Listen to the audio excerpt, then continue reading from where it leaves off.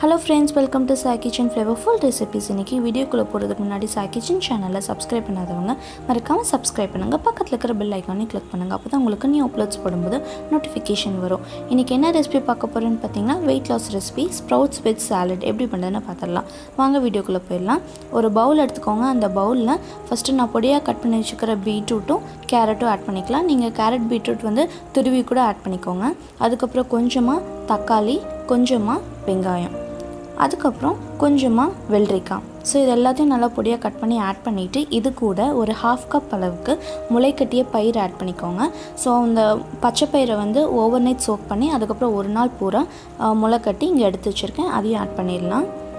இது கூட கொஞ்சமாக கொத்தமல்லி இலை. இந்த ஃப்ளேவர் பிடிக்கலைன்னா நீங்கள் கொத்தமல்லி ஆட் பண்ண வேண்டாம். ஸோ இது ரொம்ப நல்லாயிருக்கும் அந்த ஃப்ளேவரு. அதுக்கப்புறம் தேவையான அளவு சால்ட் ஆட் பண்ணிக்கோங்க. இப்போ இது எல்லாத்தையும் சேர்த்து நல்லா மிக்ஸ் பண்ணி விடுங்க. டயட்டில் இருக்கிறவங்க நார்மல் சால்ட் விட பிங்க் ஹிமாலயன் சால்ட் ஆட் பண்ணிங்கன்னா இன்னும் ரொம்ப நல்லது. ஒரு 1/2 பச்சை மிளகாய் வந்து நான் இங்கே 2ஆக கட் பண்ணி ஸ்ப்ளிட் பண்ணி வச்சுருக்கேன்.